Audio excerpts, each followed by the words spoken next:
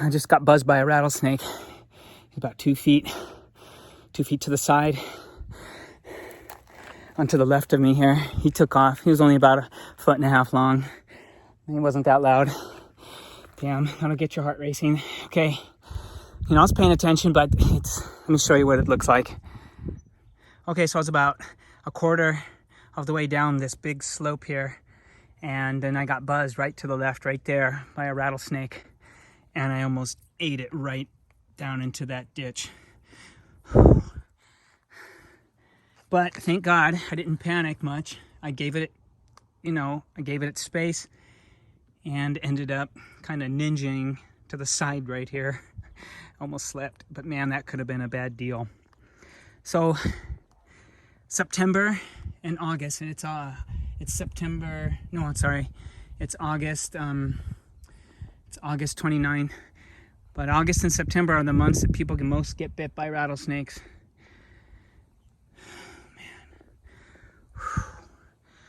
So, wow. Ooh, man, that's an adrenaline hit.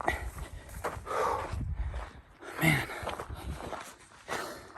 So if you're out running, just be careful. They're not aggressive, but they do want their space. I've seen several of them out here. That's the closest I think maybe the one that was underneath my bench.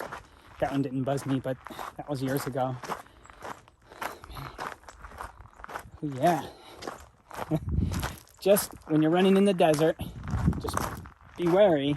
And when you do hear them, don't make a mistake of overreacting. Thank God I didn't. Otherwise, I would have ate it right into that ditch.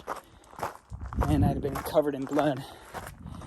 Anyways, man, that's just some of the adventures that you get out here.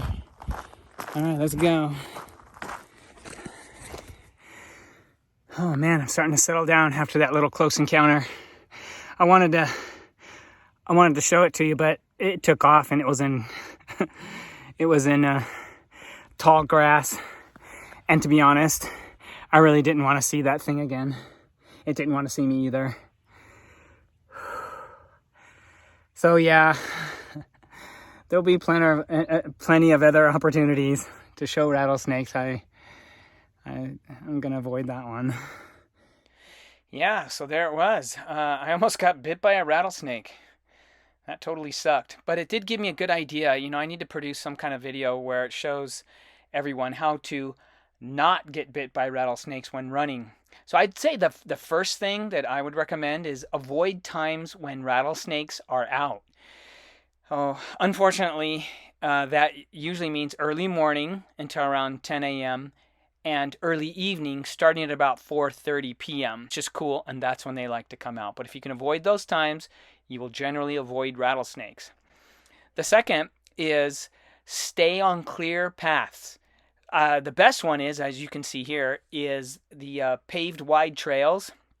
We have one of these near our house. This is the best. You can see them clearly. I just the other day I was running. In fact, the same day, no, actually the next day I went for a run, saw a rattlesnake crossing right over it, and gave that a wide berth. So the paved wide trails are the best to run on. The second one would be, maybe wide dirt roads. Those would be pretty good. After 10 a.m., snakes are not going to coil up on any of the paths. It's too hot for them. They're going to basically make a straight line as they cross over the dirt road or the path. They're not going to hang around. So if you look for just horizontal shapes, you can spot a snake pretty quick. So I would say, stay on the clear paths. Avoid narrow grassy paths like this one, or trails like that one right there.